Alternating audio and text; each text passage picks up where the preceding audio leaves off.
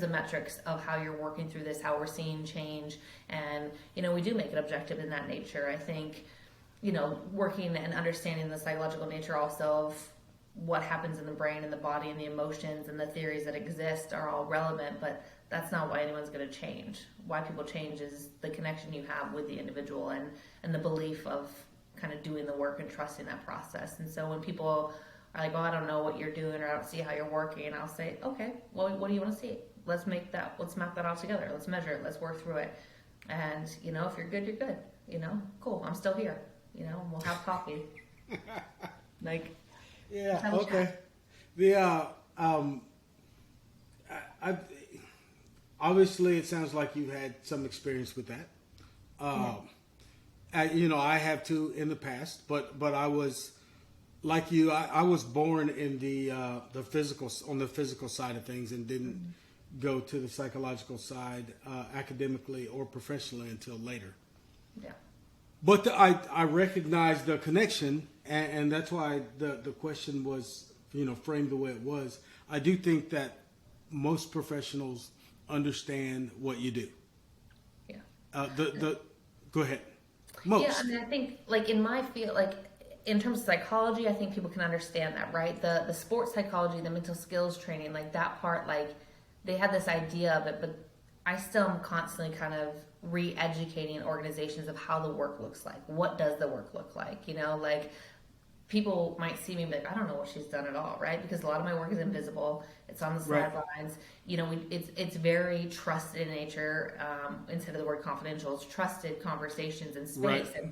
And I hold that space. And so there has to be a common understanding of what the trusted confidential space looks like, how I do my work. But, in a common day, in a team setting, in organizational setting with players, it's about feel and feeling the environment. And I might be doing work by just putting my hand on someone's shoulder and just giving them a nod through a nonverbal communication. And we know that's okay. Or I observe how the feel is working on the flow of the practice, and then catch players independently in a hallway, the water cooler chats that you have, a lot of coffee chats. But that is the work, right? It's not the traditional psychotherapy in my office for 50 minutes every day.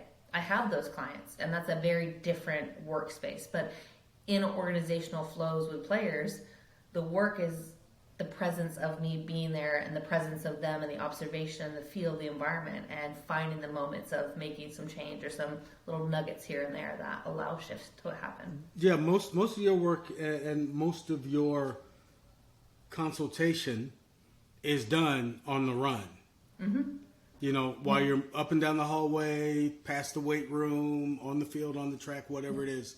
That's that much we do understand, and I think that's where the disconnect is you can look at the athletic trainer and tell if they're doing something. True. Yeah. Yeah. And I think the other part is am I always on? Am I ever just Hillary? Am I always having a private conversation? Finding this balance and flow of do people never want to talk to me then because they think they're always in session versus how you fit? And that's where it comes back to the feel part of it as well. And what I think sometimes the other professionals don't know, or sometimes coaches, and don't let me give up a professional secret or a trade secret, but they're being watched too. Oh, for sure. But they know that, right? My favorite thing, I think, what the running joke was when Ted Lasso first came out, and Dr. Sharon was introduced in season 2. If you haven't watched it, she's their sports psychologist.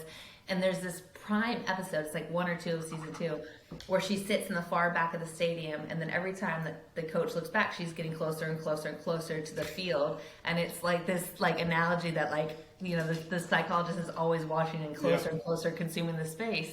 But it shed light on that's how they feel. But there's the reality to it as well of they want to know what I'm thinking, what I'm seeing. And so for me, I'm then we'll just talk about it.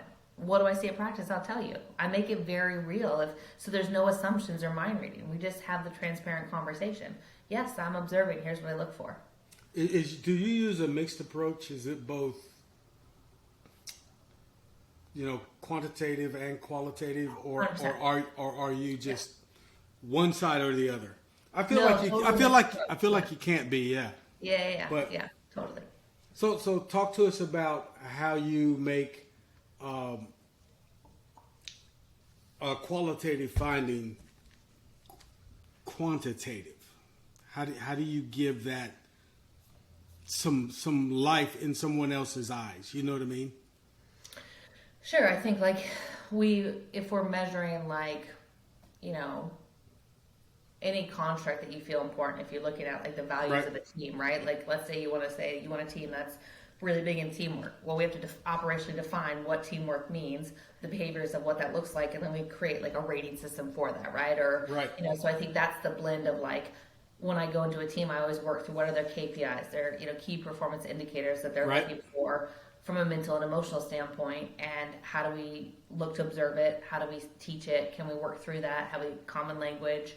And then you just put it to a metric rating scale and kind of assess players on certain timelines of where they're at. And who gets to see that? So I believe in transparency for sure. So the players will get to see that if we're having cross raters and multiple raters, we're transparent in who the raters are. We're individually, if it's a team thing, like collectively, the algorithm will just say, here's the team view. If you want your individual snapshots, then the individual will come in and talk to me about their own viewpoint because they're Okay. rating it themselves. Well, I asked that question is because a lot of coaches and a lot of athletes themselves and even parents, they want to know that there's still a piece of or a chunk of information that's confidential and it's being kept there. Yes, so I would say it's twofold. If it's a global team thing, then we have the transparency of a team working through that. If it's an individual personal goal, only the individual will say that. I don't know if I cut out for a minute or not, but No, you're good. yeah. So I think if I'm working individually and it's their shared trusted stuff, only me and the individual would have that information. I would never share or disclose their growth progress without their permission. But as a group with a team, we absolutely will say, hey, this is transparent. Here's the ratings. Here's what we're working through, and it's common language amongst that. Okay, you're a private practitioner.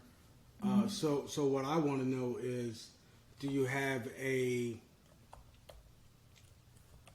go-to bit of technology that you use? For teaching certain skills or working through stuff? Both, either one or the other. Yeah, I mean, I think like I'm really big on mindfulness and meditation, and so I think utilizing apps and pulling in resources that help people in general is very useful. Whether it's Calm or Headspace or they just pull up YouTube videos for that. I think the Aura Ring is commonly talked about, or the Whoop Band for measuring their sleep and bringing in those aspects of pieces to track the metrics. Sometimes I'll use apps for tracking feeling monitoring. So like there's free apps that they can track their own emotional output and journal. I've looked into other different kind of curious if I want to bring in any neurofeedback or biofeedback metrics, but a lot of my primarily work is more traditional, like individual talk therapy, journaling, writing, reflective practice, less technology based work. Right. Getting buy-in from the athletes on that? Yeah, and sometimes it's self-initiated and led from the buy-in, but a lot of the meditation, they 100% want to learn how to regulate their emotions and be calmer. And once they explain like what happens in the brain, they're easily bought in. And I'll take them through my own breathing work for them first. And I'm like, if all you learn is breath work, like you're amazing. Intentional breathing is like a game changer for you. And then we'll find out like which apps work for them, when are they going to utilize it, how they can be consistent. I find the majority, athletes are used to an environment where it's like, we're going to tell you what to do, where to go, how to do it, and then execute it. And so Exactly. often I